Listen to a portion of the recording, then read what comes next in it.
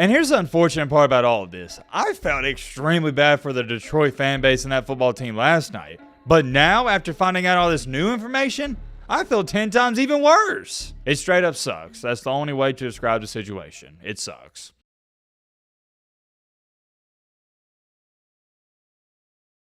Alright, look, we're getting straight into this video. I don't have time to waste, and you don't have time to waste either. And more than likely, when you're watching this video, it's already the new year, so Happy New Year. I don't want to sound like a Debbie Downer here, but I've never been one to celebrate the new year too much because there's just nothing to celebrate. And maybe it's because I've never drank, I don't smoke, I don't go to the club, I don't party, I don't do any of that, but I just don't think it's that big of a deal. But to every single one of you watching this video, number one, thanks for watching. But number two, I hope you have a great 2024. Now, getting out the way, we got to talk about, yet again, the Detroit Lions. And the reason I'm talking about this for a second time, and it's the only reason I'm even making this video, is because this situation is way worse than I originally thought. I'm not going to break down the play like I did last night and talk about it for 6, 8, 10 minutes because we've already done that. So if you want to see that and you didn't see last night's video or yesterday's video, go watch that one. I give you my complete in-depth analysis, and I go on a mini rant/tangent. So if you like stuff like that, you might like that video. And if you have no idea what's going on and you don't want to check out that video, to make an extremely and an astronomically long story short, the Lions got hosed. The Detroit Lions are trailing to the Dallas Cowboys 2013 in a national televised game, and they go down and score a touchdown to cut it to 2019, pinning an extra point. And instead of kicking the extra point, we all knew this was going to happen. Dan Campbell, being the, I guess you say, gambler that he is, he decides to go for two. And what happens? He draws up this magical, unique, and amazing play, and it works.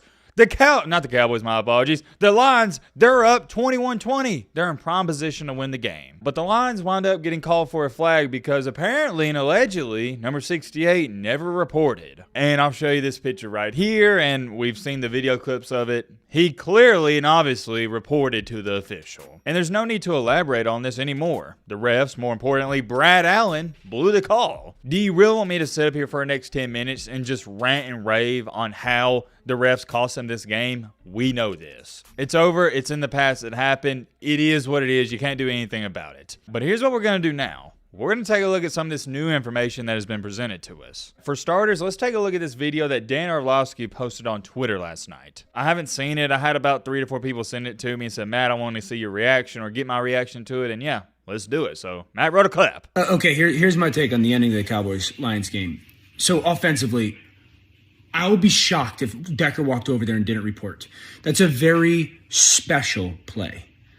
When you teach that play and install that play, the number one thing you do with that offensive tackle and skipper, they have to report. It doesn't matter if the play actually works if you do not report. We can debunk this right now. It's clear. It's evident. We've seen the pictures. We've seen the videos. He reported. Plain and simple.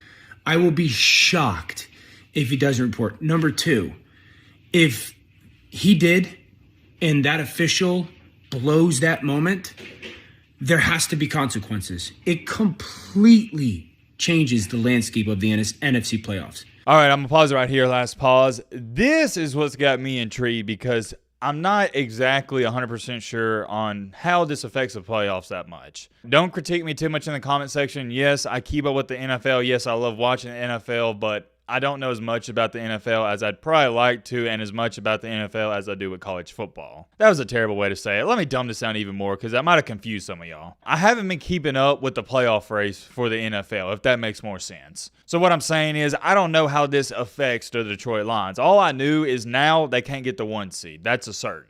Dallas would not have a chance to win the division. They still do. Detroit would have a chance to be the 1 seed. Okay, so that's interesting. Apparently, according to Orlovsky here, Dallas, if they would have lost this game, they couldn't have won their division, or they wouldn't have won their division. That there has to be some consequences if Decker reported and the official messed that call up. Has to be. I will be shocked, knowing how detailed coach-wise that Detroit is, that Taylor Decker walked over there and didn't report.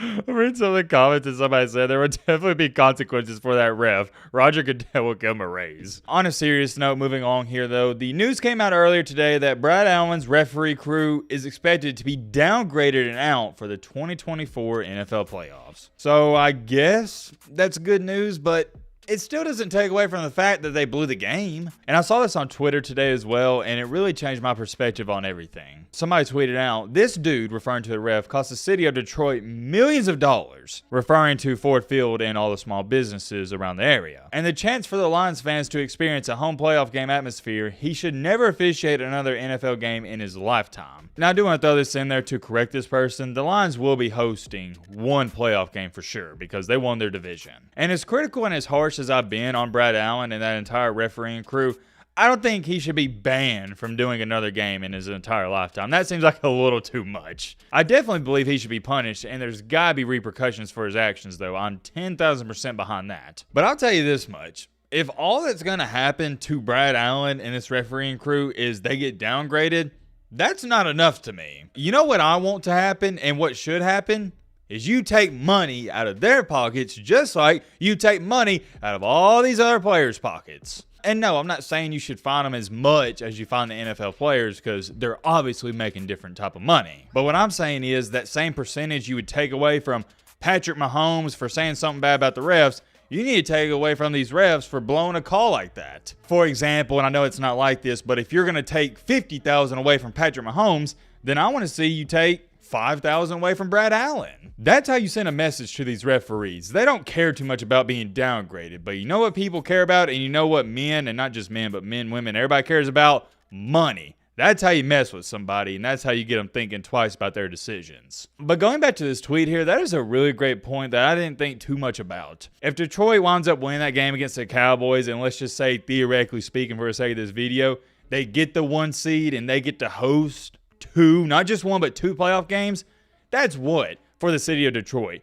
Tens of millions of more dollars. That would have benefited so many people and small businesses. It would have been utterly ridiculous. And now that's taken away from them, I hate it, but I don't want y'all to mope and complain too much because you're still going to the playoffs. Your seeding may be a little bit different, but you get what I'm trying to say. As bad as that call was, and despite how bad I feel for the entire Detroit fan base, the players, the coaching staff, that entire franchise, and I go on and on and on, you still control your own destiny, so keep your head up. And here's the unfortunate part about all of this. I felt extremely bad for the Detroit fan base and that football team last night. But now, after finding out all this new information, I feel 10 times even worse. It straight up sucks. That's the only way to describe the situation. It sucks. Before we end off this video, we'll read off some of the comments on that video because I do want to see what some of you guys got to say because y'all offer great insight and great perspective. Or I guess it'd be better to say great perspectives, but you get what I'm trying to say. Kevin stated, the problem with officiating is there's no recourse for bad calls. You're just robbed and the refs in the end could care less if you complain. It's like having godlike status. What do y'all think about that?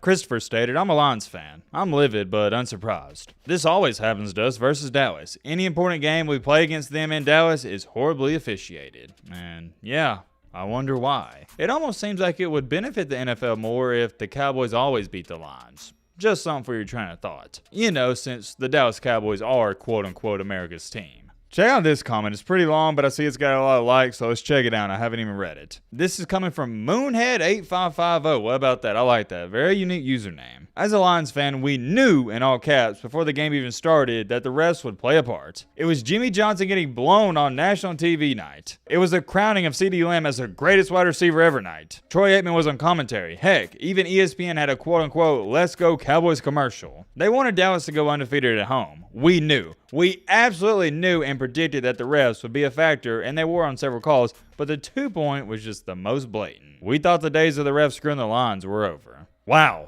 what a great comment, and you're 10,000% right. I low-key forgot about the Jimmy Johnson stuff. And it goes back to what I said only a few seconds ago. It benefits the NFL a little bit more for the Cowboys to beat the Lions, especially last night with all the stuff going on with CeeDee Lamb and Jimmy Johnson. That's not how the script was written last night. The Lions were not supposed to win that game. That wouldn't have been good for the NFL. And you can believe what you want. You're entitled to your own opinion. But at the very end of the day, when it's all said and done, yeah, the NFL, it's entertainment. But at the very, very end of the day, it's strictly business. It's all about the money. There's many more great comments I could read off, but pretty much everybody's saying the same thing. The refs suck, they blew the game, and unfortunately, the Detroit Lions, they were on the bad side of all of this. There's many more things I could say, but I'll end it off there. Let me know your thoughts down below about that.